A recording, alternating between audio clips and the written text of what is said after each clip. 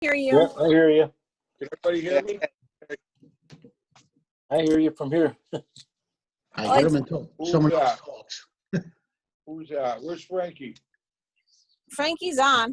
I just saw him. Ready when Oh, you wait, guys. no, we're waiting for Mr. Lombardi.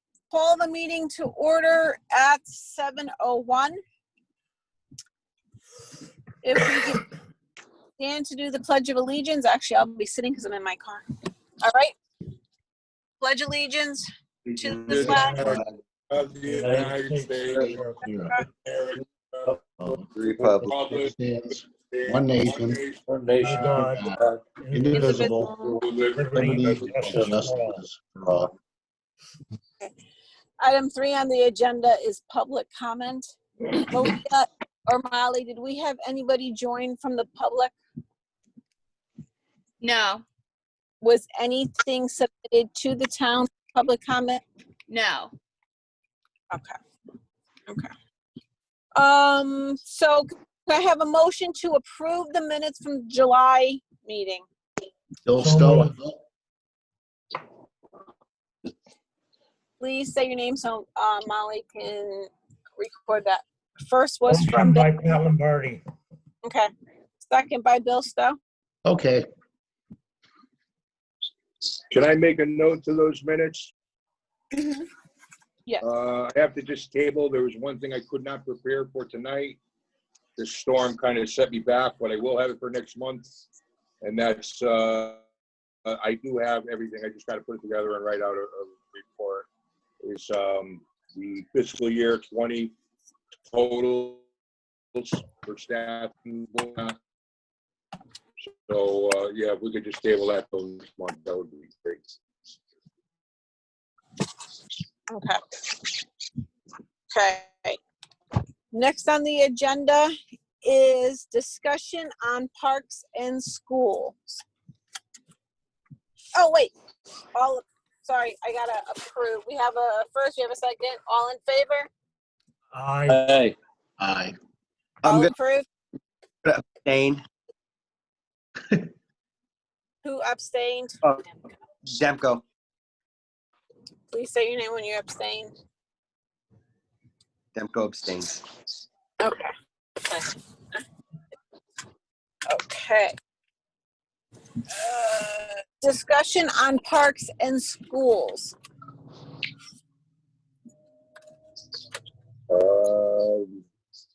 Jordan. We may be behind a little bit due to the storm. I've noticed a couple of complaints come in about the high school, the turf field, and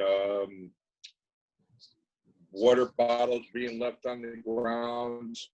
But I definitely have some concerns with that.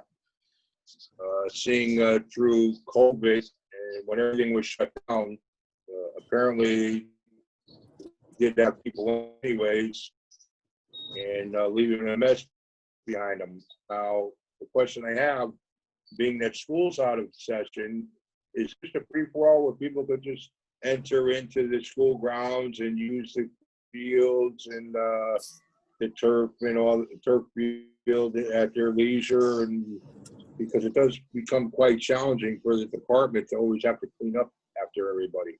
So, I mean, if people are going to use it, I would hope there could be some, at least a little courtesy where they can pick up after themselves. Or if the custodians of high school could maybe help us out a little bit and at least walk the track and such, and, you know, pick up a little litter or the water bottles, that would be a big help to us. I agree in what you're saying, Tony, that we didn't have these issues when COVID-19, you know, when COVID and everybody was in lockdown. But now that people are getting out. That's where it started. When people, but when people were in lockdown is when the problem started. It was before the COVID, we didn't have any problems. Oh. Okay. So, you know, I mean, we can't just be there, you know, like 24/7 picking up, you know what I mean, after people. And I'm not trying to deprive anybody from using it, but it would help us a great deal if there was a little consideration to pick up after themselves. there are garbage cans around the facility. You know, people could just use the garbage cans rather than just leaving the bottles on the ground and such. That would be just a big, huge help to us. So, Maybe you gotta put some we signs. do work very hard to try to keep the, I'm sorry? I said, maybe we should put some signs up.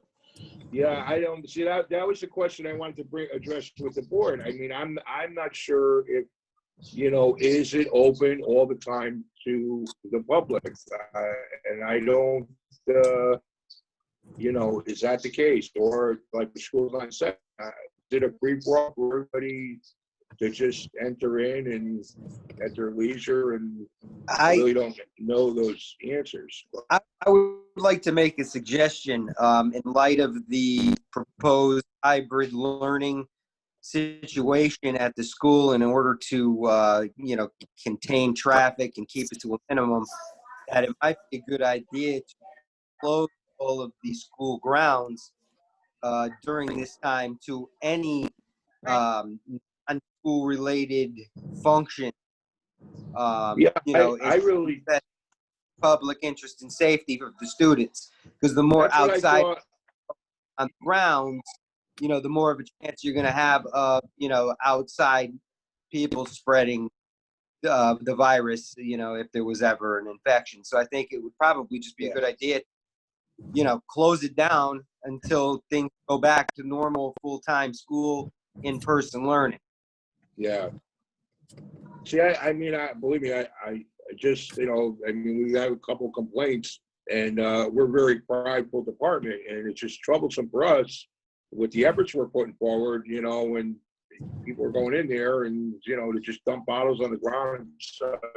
It's just help us to help you type of thing, you know? We want to keep the field clean, and we do our best to do it, but people should have a common courtesy, you know, to throw bottles and such or debris or whatever in the trash cans. That helps us a great deal. I mean, Actually, Tony, Because, there's a lot of other parks that could be utilized by the public, and I think just limiting all of the school grounds during this time is you know, the responsible thing to do. I will interject. Sorry, Anne Marie. When schools are open and the children are in the school, the students are in the school grounds are closed. Okay. I would like, before we go on record and say we're going to shut down all school parks and have the whole town in an uproar coming to us with pitchforks because there's nothing for any of them to do, I would say please put up the signage that says, please dispose of your litter in the trash. It's shameful that we have to tell adults and grown young adults, whoever is littering, that they need to put their trash in a receptacle. It's shameful that we have to do this, but we need to remind them. And then if it continues, that's when we take it to the Board of Selectmen and we'll put it in front of the Board of Selectmen. especially at this time. fair enough. You know, again, and our concern is when we get a complaint of an unhappy resident, we understand their concerns, but, you know, it's like we're very prideful, and, you know, we do our best to keep it clean, and it's just troublesome for us when we have to read that kind of complaint based off the efforts that we're putting forward. So basically what we're asking for is just a little consideration and cooperation, because, you know, as much as it bothers the resident that, you know, you want to use the beautiful facility, but you also want to, you know, we should all do our fair share to keep it clean. So that's all I was really trying to say. But agree. We'll look at signage and such and see if that works. I agree, Tony. You as the Department of Public Works, they do a tremendous job. Seymour has never looked so clean.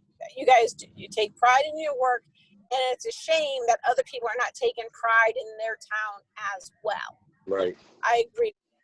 And all you're asking for is the cooperation. Right. So I think putting up the signs and saying, please clean up after yourselves. Your moms don't live here. There's no maid service. Yeah, clean up after yourself. Right. And then, of Let's course, start with the last couple of weeks with the storm and everything, you know, that was just, so that being said, we're just catching up in some areas too. So I would hope people would understand that a little bit. right. And then maybe you can work with Tim, Connors and his group Right. and see if he can give you some extra help. Well, see, that's I think, the facilities are working the building. I don't know, I'll talk to Tim, but I mean, if he could maybe have them walk the field or the track once a day, just to see if anything's out there, and you know what I mean, that helps us a great deal too. But I will talk to Tim on that on a side note. I'll call him. No, I agree. If the custodians are up there, they can help you with that. I wholeheartedly agree with that. So, okay, that's discussion on parks and schools. Okay. That's all. I don't know if you have anything to add. Jordan, I don't. parks, I mean, Okay. we're probably catching up on some things from the storm. So, but the town's shaping up. Been here before, and I'm sure we'll be here again. So, Yeah, in a couple of weeks, I heard there's another storm coming. oh, great. Great. Yeah. Yep. What I heard. Years, Yep. What doesn't kill us only makes us stronger, Tony. That's right. That's right. Right. Okay, Yeah. next on the agenda is transfers. Yes, I have transfers tonight, and everyone should have a copy. Amber, if you could just sign off on it, scan it and email it back to us, so I can get it to the board, to finance tomorrow or the next day, because we'd have to get it put on the schedule, so I can meet before the Board of Finance. Actually, I'll come down there tomorrow, Tony, and I will sign it. Okay. Because I'm working from home tomorrow. Okay. That's fine.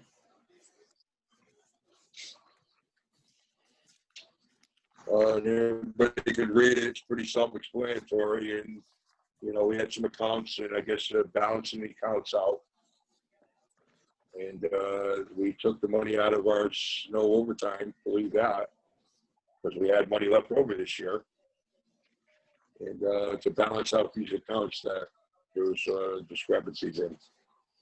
But at the end of the day, everything's balanced out, and start the new fiscal year 21. There was also some POs where there was some money given back to us. Don't quite, what is it, like 30? There's a few POs here that they placed in accounts for fiscal year 21. So when I get more, I want to question those POs that they handed to us to put in a 21 budget to see what exactly we could use that money for. Because after figuring out what we found out today with a couple of trucks, we're going to need the money. So, but okay, transfers is done. Financial update.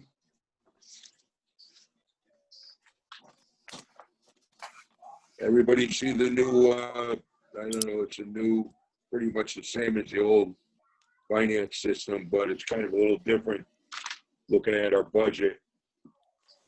But really there's nothing that stands out for me as of yet. It's a pretty fresh budget year.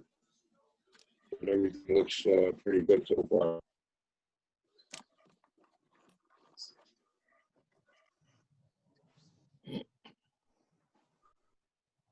Okay.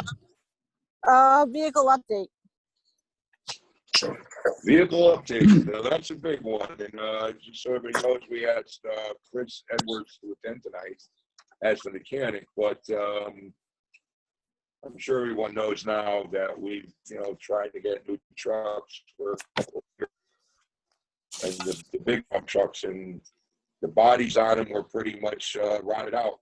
So I guess Chris and we've all kind of collectively did some homework, and we think it's good news in terms of investment in the dollar, because it's cheaper than what we originally planned, is just buying new trucks. And what we want to do is we want to put new bodies on 2 of our trucks.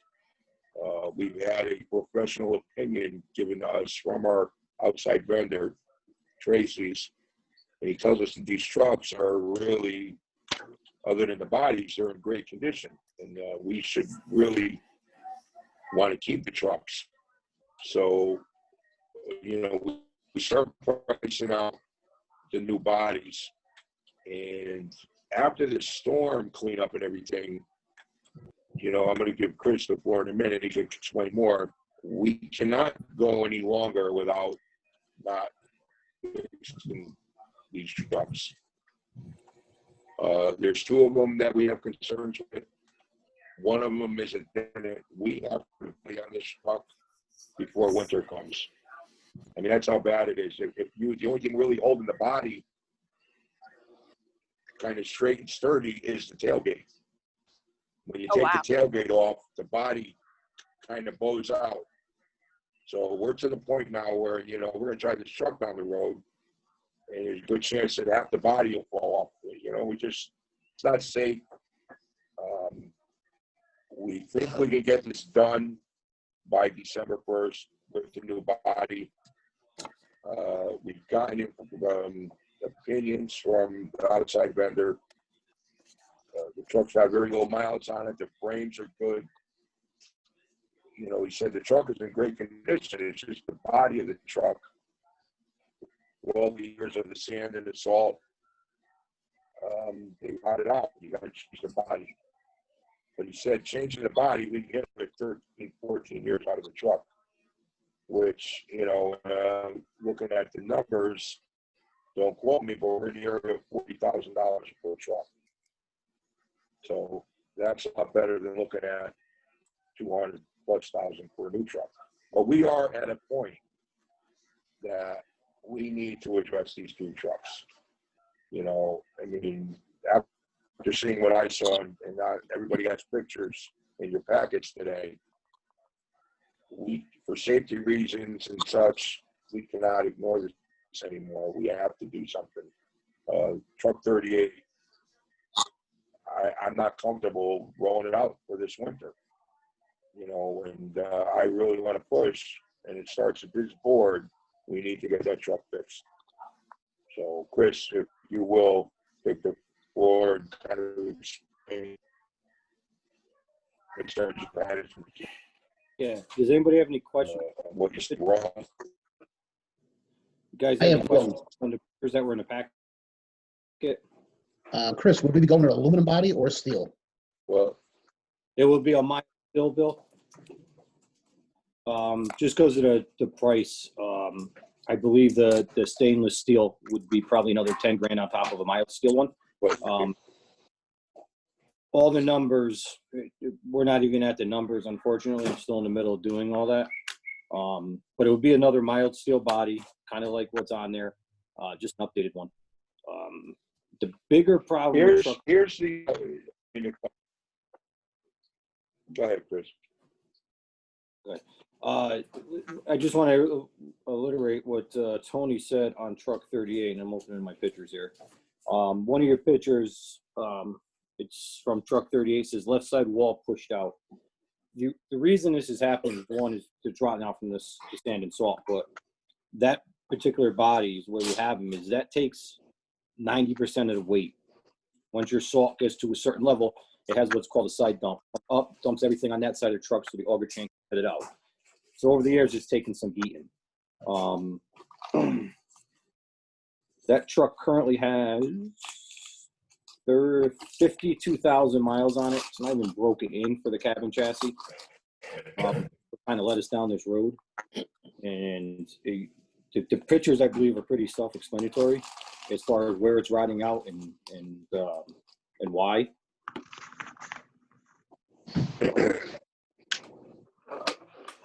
See? Sorry about that. I had to hit my kid. Can I just step in for 1 minute, Chris? Sure. Answer your question on the aluminum body. Our outside vendor told us that considering the age of the truck, you know, we got, what year is that truck? An 04? 03. 03. 03. So we got 17 years with a steel body on the truck. You know, we didn't think it was worth the investment to put an aluminum body on the truck considering the age. So we went with another steel body. You know, we get another 13, 14 years on the truck. You know, why would we waste the money with an aluminum body at this point? If it was a new truck, that would be totally different. But with the age of the truck, you know, we thought it would be advantageous for us just to put another steel body on it. And mind you, you know, and you know, we're not going to sugarcoat it, but I'm sure in the past, you know, there was a lack of preventative maintenance that went into these trucks that should have been, but that's neither here nor there at this point. Moving forward, we are improving that area where, you know, after every snow, we're doing our best to wash the trucks out, so on and so forth. I believe the rot in these trucks are because they were pretty lax in them areas years ago. So I think it's actually pretty good news. I mean, it's kind of unfortunate that it's going to end at this time, but we're going to review our capital budget. We'll talk to Kurt and Tony and finance, but we're at a point now where, you know, these trucks are crucial in snow, and we lose a truck in a storm, that really complicates our efforts to combat the storm. You know, for every truck, you're going to leave an area of town open without a vehicle in there maintaining the snow. And we don't want to get to that. So I think we need to address this now, better now than later. You know, we've done our best to keep the trucks together. But again, you know, after seeing these trucks, after seeing this truck and the way home, when you tell people, that's something where you gotta time to pull the alarms that we gotta do something. So, you know, and we're gonna start here, and tomorrow I'll be calling meetings with the Board of Finance to go before the Board of Finance, and I'll talk to Kurt and such, but we wanted to bring it to our board first in hopes that our board will support this. Sounds like a good idea to me. Pat, Don't quote me on it. We're probably, I'm sorry. go ahead. You know, we're in 40 range, could be more, could be less. That's kind of where we're leaning. That's where we're looking like, which, you know, at the end of the day, it's probably good because it's a lot cheaper than our initial plan was to just go buy trucks. We're starting to feel like, you know, making a new body on is beneficial to us at this point. It's almost like a new truck. Yes. That'll be like a new truck with 52,000 miles on it. Right. Well, that was really what kind of changed our direction. You know, when you look at a truck like this, there's only 50,000 miles on it. That's like the same motor in the truck. So you know, these trucks run forever. So, you know, every year we're doing our professional inspection, leaving the oil, steam, filters. Are really in they're great trucks. So, you know, shame on us if we kind of take that out of service. We don't have to. It's pretty advantageous for us just to provide on the truck. And these are free trucks where, you know, they're simpler to use. They're actually more with the emissions and everything today. And Chris can get into that, but they can be challenging today. But, you know, that's the emissions and the environment and all of that. But a lot of people are going to the way we want to do these two trucks. A lot of municipalities going this route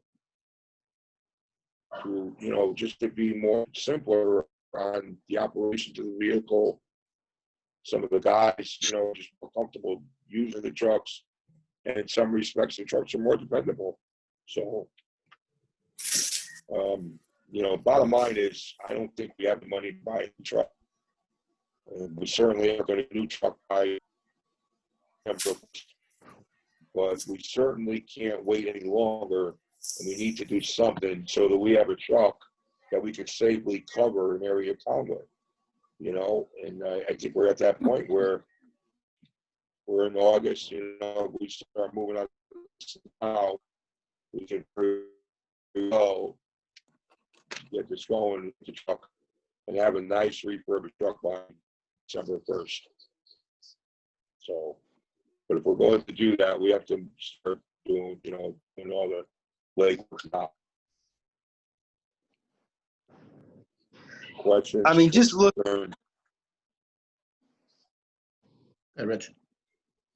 Just looking at some of these pictures, I mean, even just in truck 38 alone, the bottom of the frame that's rotted out.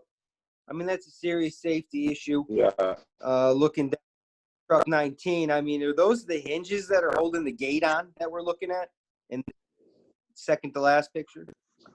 I mean, that's an issue also in, safety concern, so I think as a matter of safety, I think that it's important that this gets addressed without a doubt. And I think the most economical way would be to refurbish it like what you said.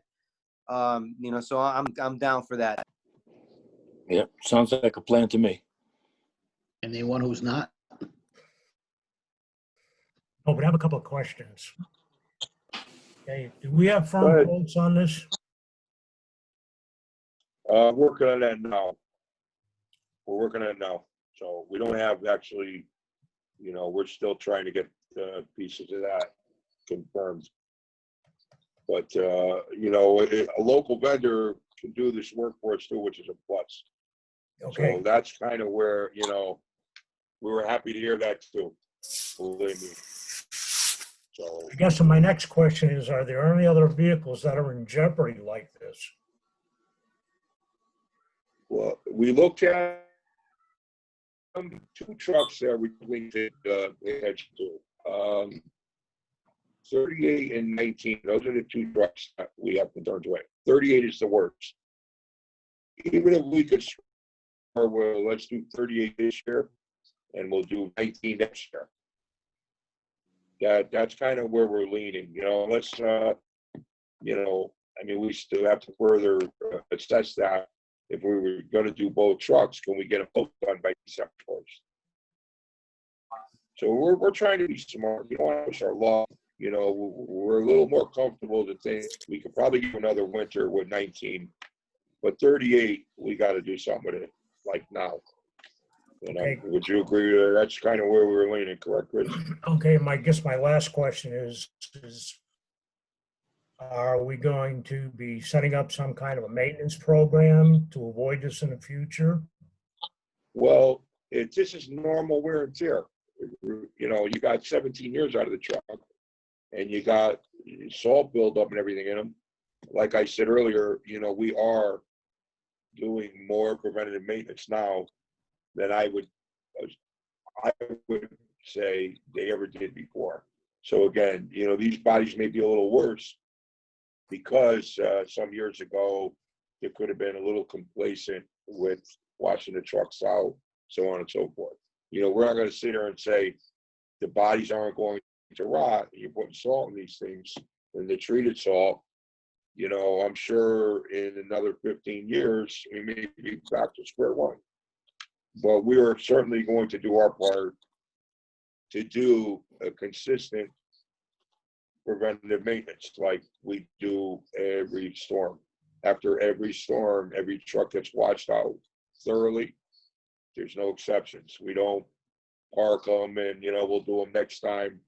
That's not how we operate anymore. So there's a whole procedure that goes into our operation now. Before the storm, I will shut everything down. And when we're getting ready for a storm, I instruct all the staff. I want all your trucks ready. I want you to go through your trucks, check your blades, check your spreaders, That's what we do before we know we're going to go out for a snowstorm. When we're done with a snowstorm, we repeat that whole process. Everybody's in the yard, watching your trucks, check your blades, check for any damages. So that's where we're at with preventive maintenance. We take the equipment very seriously. You know, I try to, me, Frankie, and Jordan, and now we have Chris. We got to take care of the equipment because the equipment will take care of us. It's a big investment. We understand that. And it's a lot harder to do the work without the equipment than with the equipment. So, you know, we're very much appreciative of all the selected boards, from the Board of Selectmen, the Board of Finance, the Board of Public Works, to give us, you know,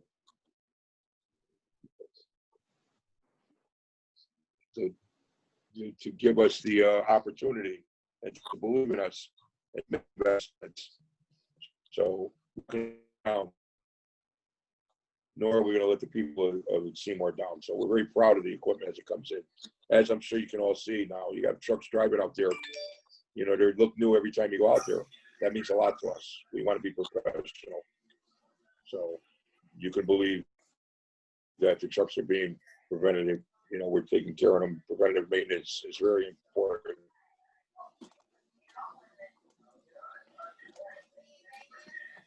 Okay. Would you agree with that, Chris? Yes, I do. Go ahead, Amber. No, go ahead, Chris.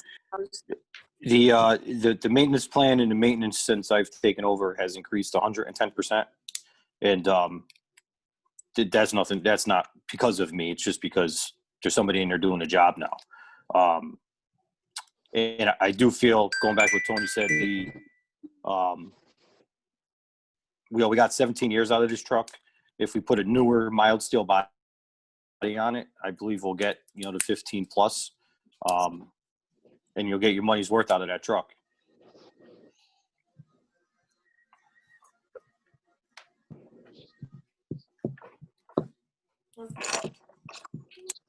You know, this all comes to light as we're trying to plan and create our 5-year plan, 10-year plans. How we're going to invest in equipment. And when you look at our equipment needs, we've come a long way. Well, you have to understand, we have ways to go that.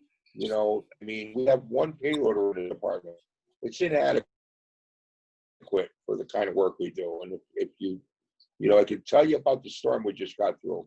And right now, when we're working a hurricane cleanup, say storm cleanup, we split the town in half. And we have 2 teams.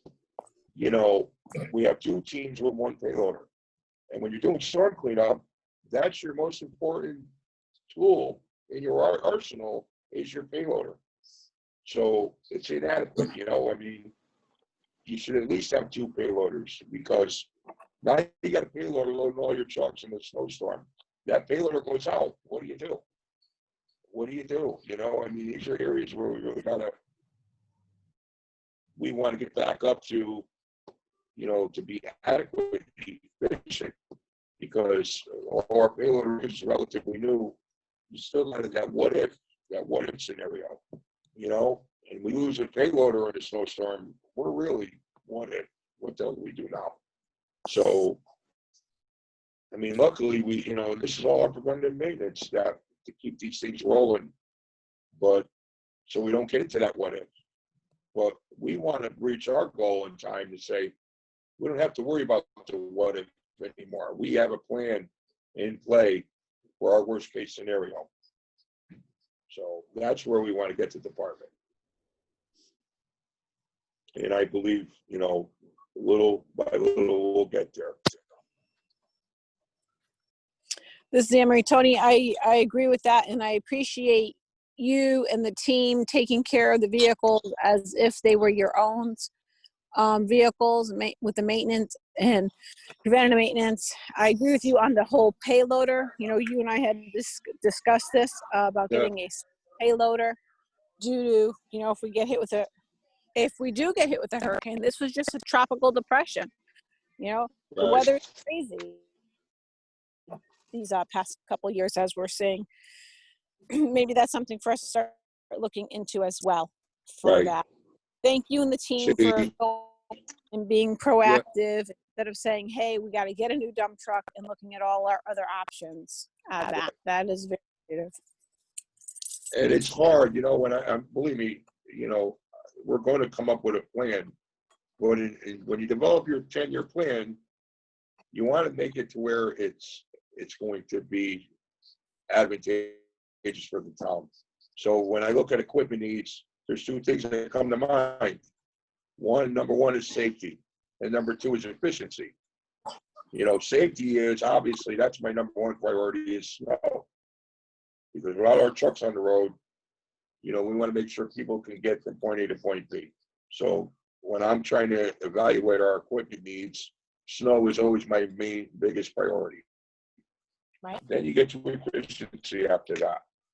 You know, you want to be efficient. You want to be able to roll out a plan with the resources you have. You can have one loader on one side of town doing, you know, work. You want to be able to do that same work on the other side of town. Now you get into your, you know, sometimes your equipment is inadequate to your staffing. Being, you know, you need 2 payloaders, so on and so forth. Another one to bring to light is the skid steer. You know, we have one of those. We should have 2 of those. You know, I always think of that what if scenario. Something goes down, that it could create a big problem for efficiency and for us to, you know, get our job done. So, you know, that's the way I'm thinking. So when we develop our plan, 5-year, 10-year, and we really start requesting equipment, I want to make sure that what we're asking for is exactly what will help us improve in the areas that I just brought up, being safety number 1 and efficiency number 2. Right. And it's justifiable too. So when the Board of Finance asks us, we can justify why we need it. Yep. So, nope, that's good planning. All right. Anything else on vehicle equipment? Not at this time. You know, just stay tuned because we're gonna, you know, we're really gonna put the efforts forward. Starting, well, we've been doing it, but so we're gonna start reaching out to the various contacts and let them know where we're at with this truck and the urgency to have something in the works. Like now, we can't wait any longer. Next on the agenda, number 9, agenda is a transfer station update. Is there any updates on the transfer station? Transfer station update. Tomorrow I have a meeting at the transfer station. We've been having a compactor issue up there for got to be 6-7 weeks. And it's created some operations problems for us where they can't get the route done in adequate time. Matter of fact, I just got an email at 10 after 6 this afternoon. They couldn't finish today's route. They got problems with their equipment. They got, you know, I mean, to me, it's unacceptable. Especially if you can't get your truck, again, it's efficiency. You have one route a day that you have to be accountable for. And it's just troublesome to me that one route, you know, we're having more issues lately of the route not being done because of equipment failures. And I'm just getting to a point where, you know, it's unacceptable. So tomorrow I have a meeting with Oak Ridge at the transfer station. I think it's 11 o'clock tomorrow morning. But, you know, this compactor, Well, what is the problem? I mean, obviously, they tried to bring up the issue where it's mattresses. Look, if it's mattresses, okay, but this is not something that we just started doing. We've been doing this for 3 years. and we've had no problem with compactors. Now all of a sudden, we're having problems where you want to, or the bulk items that we put in there. This is nothing new. We didn't reinvent the wheel. What's happening is you're not doing your preventative maintenance on the compactor, greasing it or what have you. And you know what? And the equipment's getting tired. It's not running to efficiency. And you got to take care of it, because it's unacceptable again when you can't get a garbage crew picked up on time because your equipment's failing. So that's where we're at. But that's our update for transfer station, and I'll be meeting with them tomorrow. Well, I think in part of your meeting tomorrow, you should be a little firm with these people and let them know that this is about, from my recollection, about the third time I've heard vehicle breakdowns, okay? And let me tell you, you use the word totally unacceptable. That's not in my vocabulary, okay? We've got people paying taxes, struggling to pay taxes. We're in the middle of a pandemic. You people better get your act together. And if you can't get your act together, then maybe we should bring them in and we should start thinking about other options. I don't care what kind of a contract they have. Contracts can be broken. But if they're not living up to what they're supposed to be doing, okay, it starts affecting our residents. And we have to see more moms out there and all these groups that like to complain, okay? Their feet need to be held to the fire, Tony. Yeah, I don't disagree with that at all. Not at all. But you got to be careful, because you know what? You could bring in another company and have twice the problems. So yeah, but there are problems Tony, that I try to be. 3 instances in a row where we've got truck breakdowns, okay, where they can't finish routes. Come on. I agree, but the equipment does break down as well. So I'm working on that. But Tony, you got to really review your contracts, because you don't want to pull it out and then we got nobody picking up our garbage. So, I'm not disagreeing with you. I am not at this point happy with your service. But in terms of being firm, I mean, I don't know how much more firm I can get. Maybe we need to bring town attorneys involved. I could bring them before the board again. Maybe I need assistance in the board.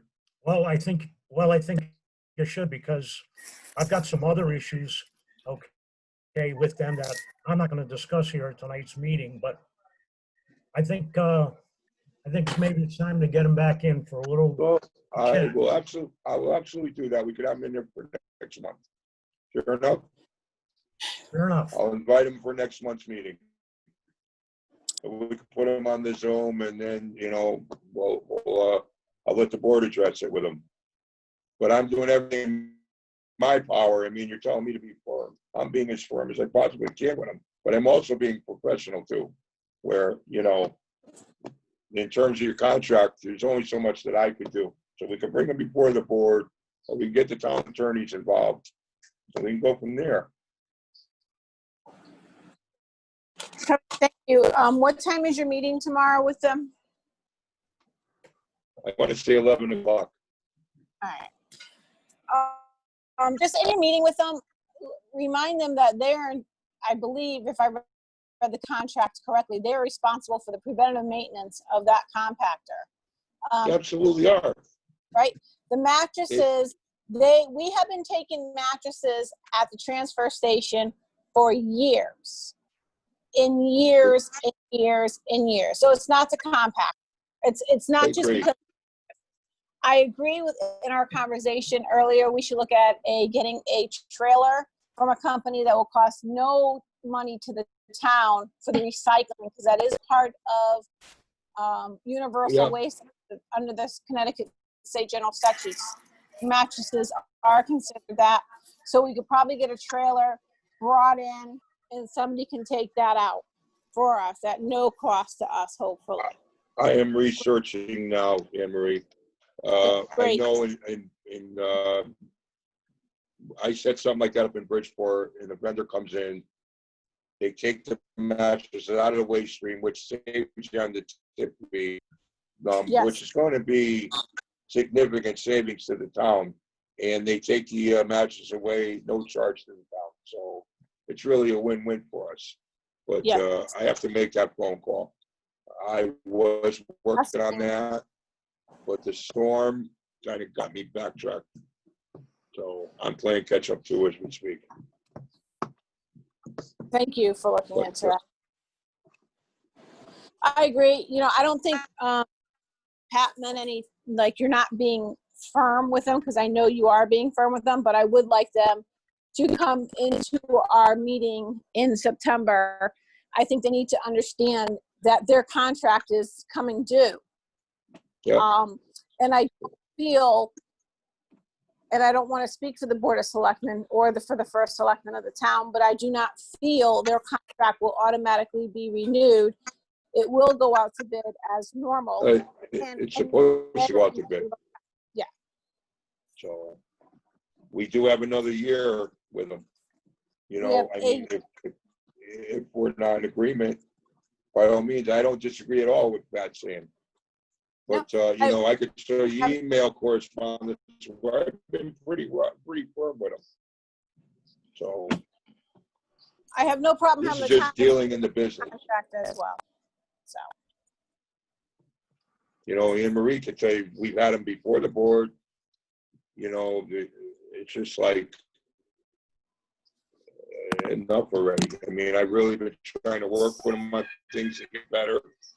And then like today, after 6 o'clock at night, now you're telling me equipment breakdown. Now you're giving me notice of that. It's unacceptable. So it's been a challenge. And I know Mr. Lombardi with his Italian and my Italian, we are on the same page with this. And we both share the same frustrations. And, I understand. Yeah, I think I'm more frustrated than anything else. I mean, yeah, you know, somebody, I understand that. you know, let's get some action, not excuses. And I agree with that. So we're going to bring them up before the board next month. Very good. And we'll go from there. Okay. What else do we have? Okay. Are we? Good. Discussion on tropical storm. Isaias. Well, you have it in your packet there.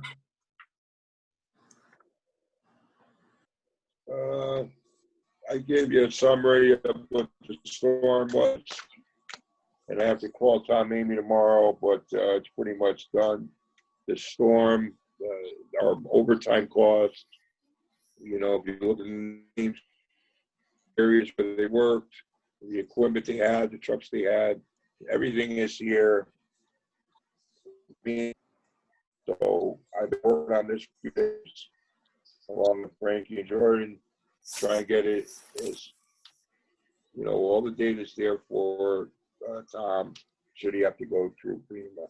But it'll tell you that we hauled an approximate 864 yards of brush to the transfer station, and hours and such, our resources were just about $25,000. So that is of a concern to me, seeing as this storm being in the area of $14,000 for overtime. It really puts you know, our overtime account in the budget. It's a pretty good hit. So I'm hoping that, you know, FEMA will kick in there.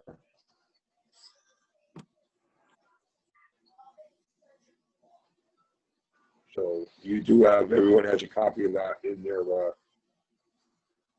packet tonight.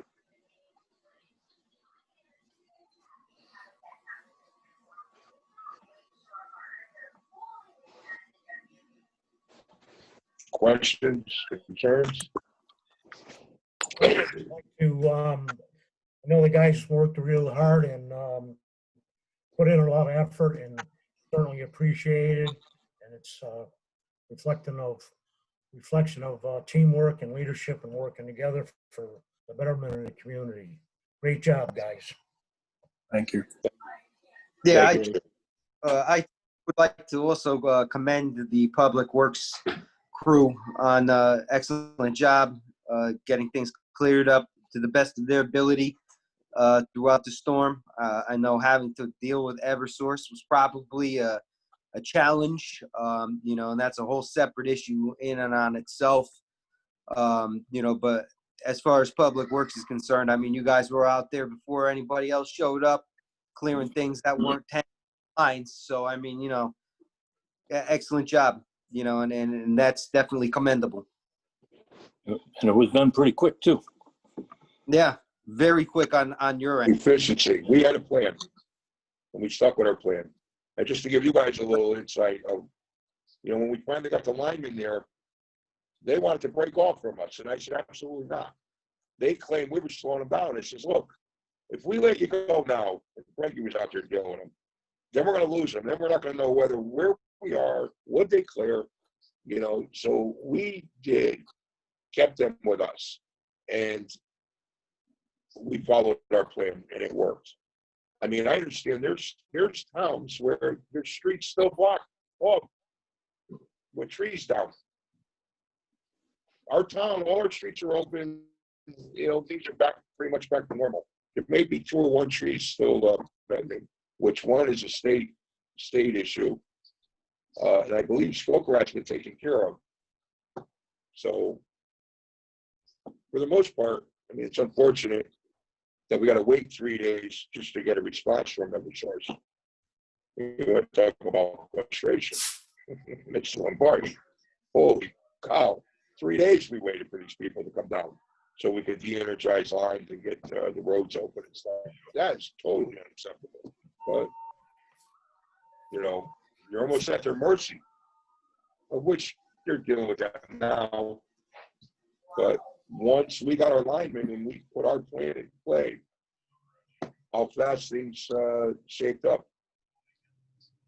I understand that sometimes these linemen go to a lot of municipalities and they're kind of thrown to the wolves. They don't have a plan for certain departments.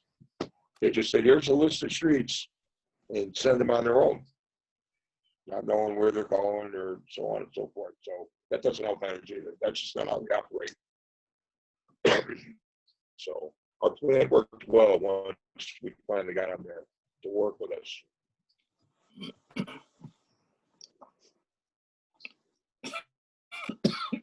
But again, you have the summary in front of you to look at, and it gives you an idea generally that whole week, the equipment they used, every guy had a piece of equipment or a truck or was hauling, and the numbers are pretty, accurate to what we spent for that storm cleanup.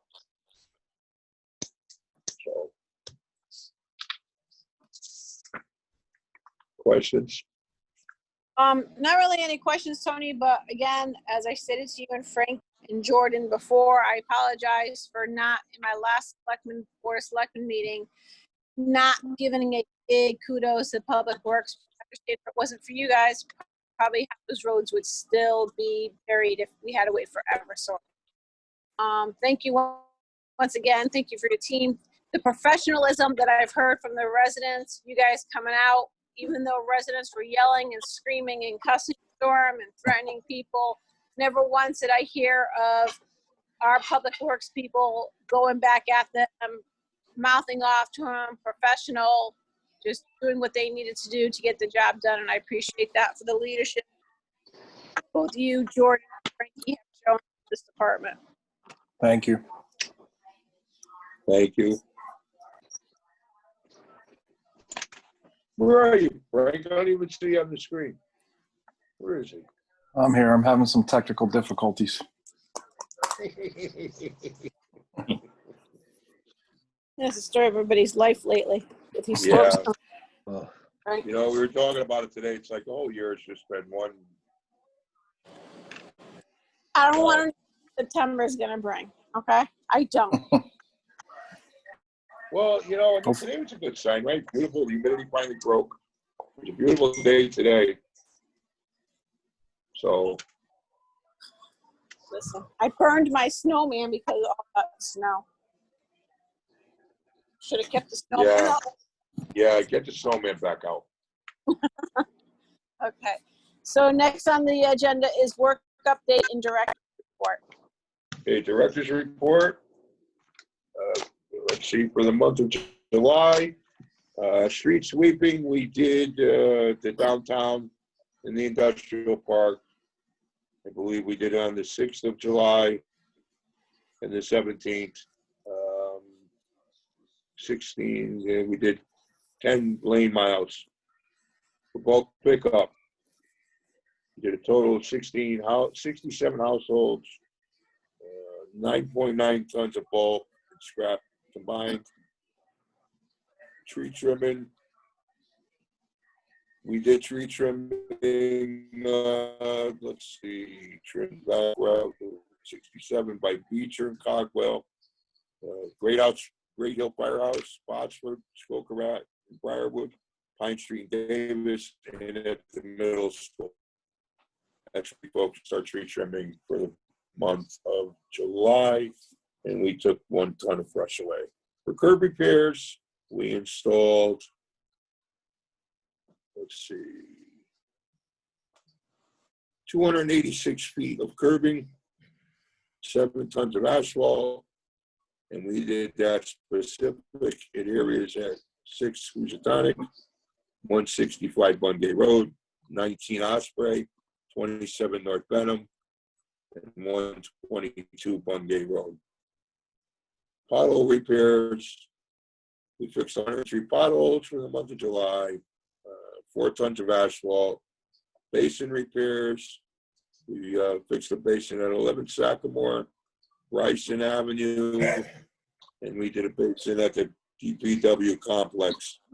Trash run and litter control, 2.25 tons of trash was picked up from town trash cans and paper picking of main arteries across town. Line painting, we did line painting this year. Let's see, community parking lot, all the crosswalks and fire lanes around the schools. In total, 54 gallons of paint was used. Sidearm roadside mowing, 400 man hours were put in to keep the town intersections and roads cleared of protruding brush. Basin cleaning, we had our vendor come in for July, total of 640 basins from downtown industrial park, all of Monday's sanitation route, and a portion of Tuesday's sanitation route was backed out. So we will be starting on Tuesday route next year when they come back. Parks ground maintenance, total of 605 man hours combined to ensure all parks and athletic fields were manicured, cleaned, and ready for sport activity. And then the Board of Ed grounds maintenance, total of 332 man hours were put in to ensure all school grounds were manicured, clean, also having athletic fields ready for sport activity. And that's pretty much all I have for my director report.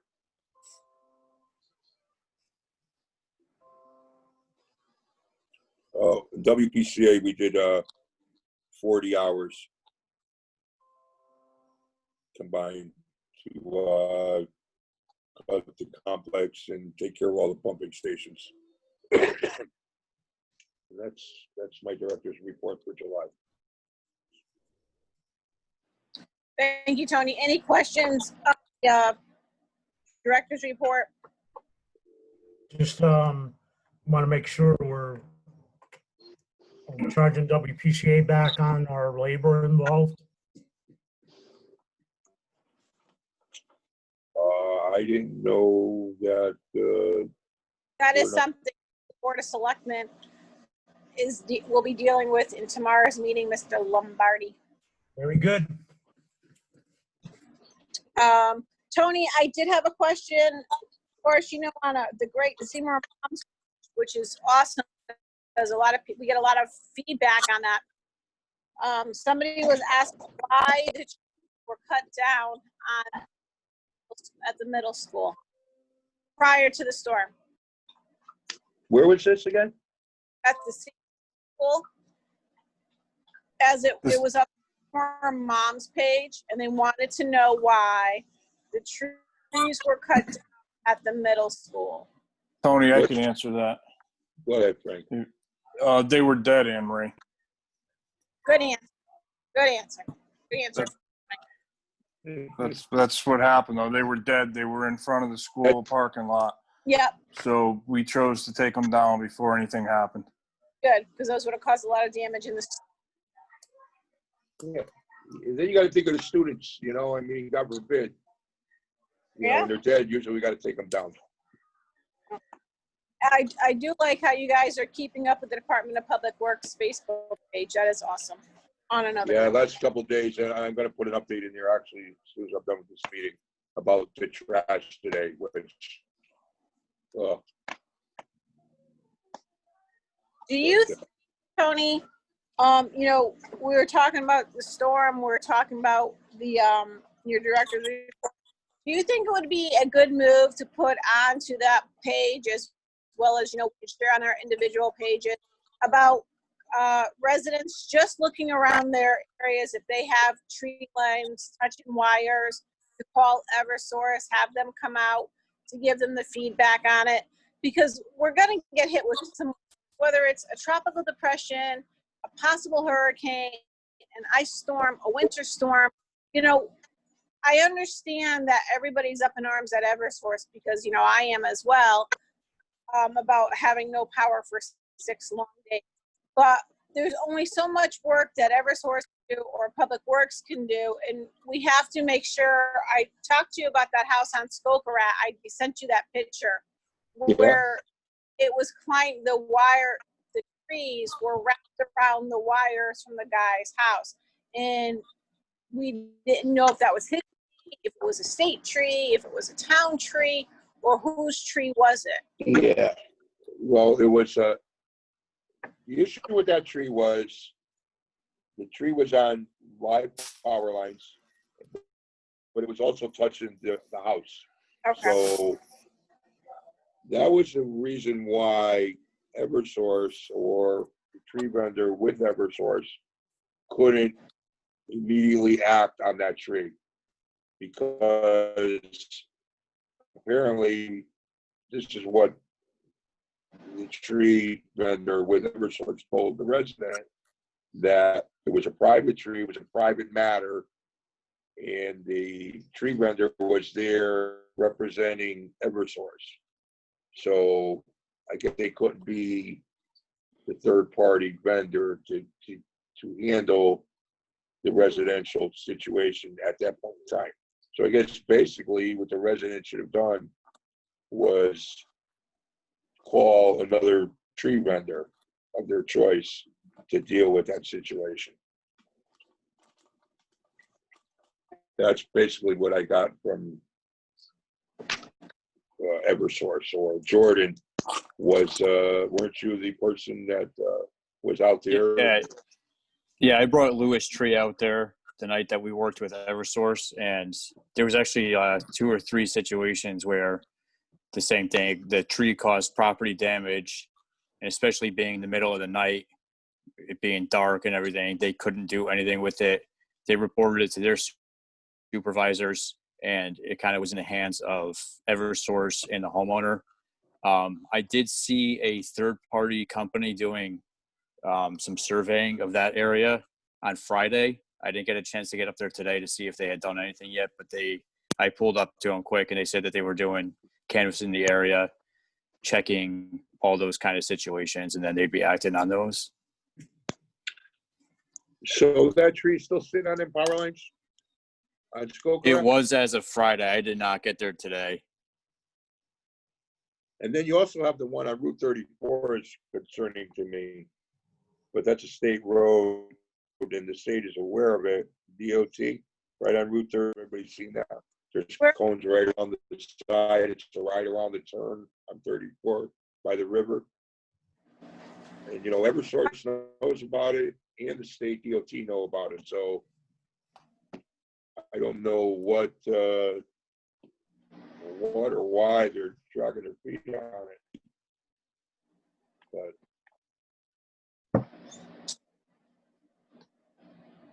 Whereabouts on 34, Tony? what's the street over there? Argonne Terrace. Oh, there it is, Argonne Terrace.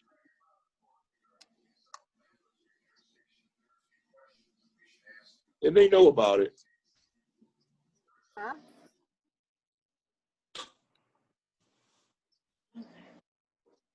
All right, so. But those are the two remaining that I know about that really I'm kind of surprised that they still haven't been addressed. I'll bring them up at Spoke around. I'll bring them up at the Board of Selectmen meeting tomorrow. I'll ask Kurt about that if he could Yeah. because it's out of our Yeah, hands. I mean, they're pretty bad too. It's a Route 34 one. It's like, it's right on the side of the road. Yeah. It's pretty bad.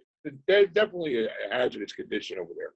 And the tree is just like broken off, and it's a pretty nice tree, it's hanging there almost, so to speak. It's like, Yeah. it's just surprising. And the DOT, maybe we need to call the DOT tomorrow and ask them, what the drill is there? Why hasn't that been addressed yet? I think I'm going to do that and see what Seth has to say. I would call them and then put it in an email, put our state rep on there as well. Yeah. Well, Yeah. this way, if something does happen, Seymour has informed them, and Seymour's butt is covered. Yeah. Okay. Right. Will do. Okay. 234. Is All right. any other?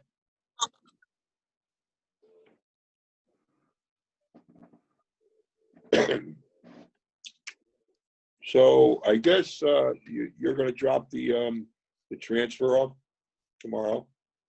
Yeah, I have to. I'll be working from home tomorrow, so I will go to your office and I'll sign transfer paperwork. Sounds good. Any other business? Yes, Go ahead, Mr. Lombardi. I'd like to place on the table discussion and possible action regarding possible usage of the Department of Public Works trucks by our supervisors that we have there. And my reason for this is dual-fold, I guess. Number one, we have several people in the town that have vehicles available to them 24 hours a day. Okay, obviously there's Hold on, let's place it on the agenda and then we can go for discussion. How's that? go ahead.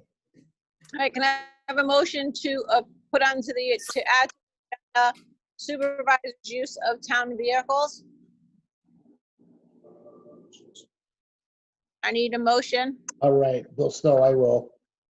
Second Second. from Tom. Yep. Okay. Discussion? All in favor? Aye. Aye. Aye. Go ahead, Mr. Lombardi. What's that? Go ahead. We voted. All in favor? Second, go.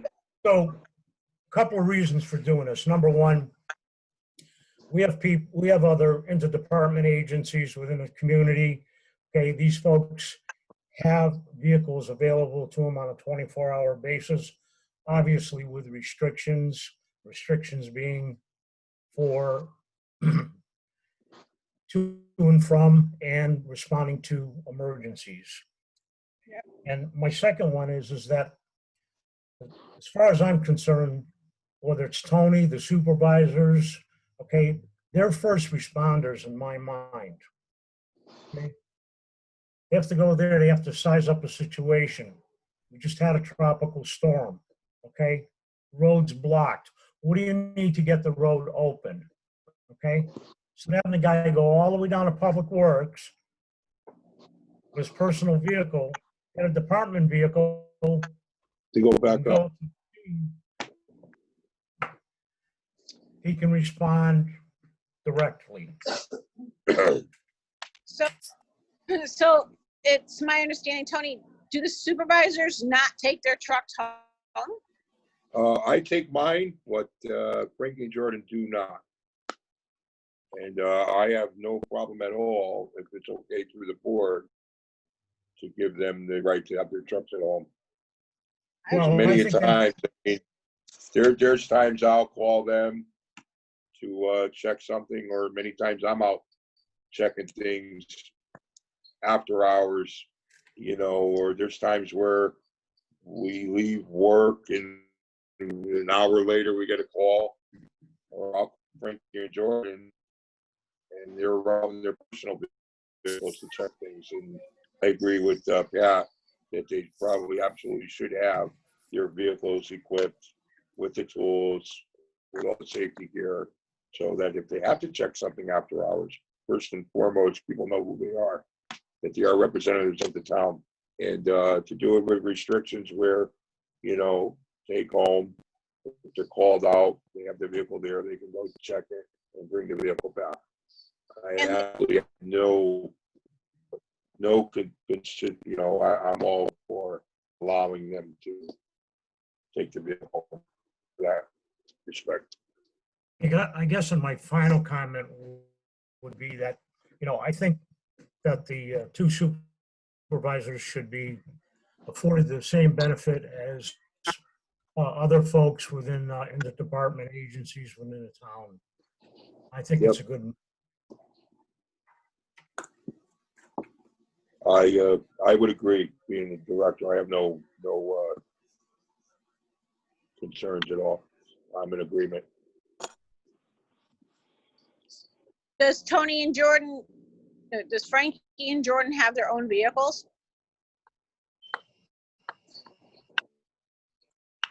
Their own town vehicles? Yeah. Yeah. The new trucks that we just got. Okay. Well, can I have a motion from the floor to allow Frank Gabinelli and Jordan, supervisor, take their trucks home? So moved, Richard Demko. I'll second it, Bill Stowe. Okay. All in favor? Aye. Aye. Discussion? Aye. Discussion? Well, I personally thought that they were taking them home anyway. Which makes that mean the supervisors. Already, actually. Surprise, surprise, surprise. I Good don't know. one. They didn't want to take home what they used to drive. But, Now they- absolutely. So Absolutely. Okay, motion has been carried, correct? Correct. Okay. Thank you, Mr. Lombardi, for bringing that up to my Good. attention. Just thought they did take their trucks home anyways. Thank you for supporting my motion. No problem. Okay. Malia or Molly, did we get any public joining us? And are there any questions submitted to you? No. Okay. With that, can I have a motion to adjourn the meeting at 8:14? So moved. Motion by, second by Ah. Mr. good Thank meeting, you. everyone. Good. I'd like to thank the board and Tony for that. It's appreciated. The use of Yeah. the trucks. Thanks, everyone. I appreciate you guys. And, you It's know, we're family. And if there's something I can do to help you guys in doing your jobs better and easier, that's why we're there. That's why we are who we are. So keep up the good work, guys. Really. You guys are truly, Thank you. Good night, everyone. Good night. Thank- Good night, Pat. Good night, Ann.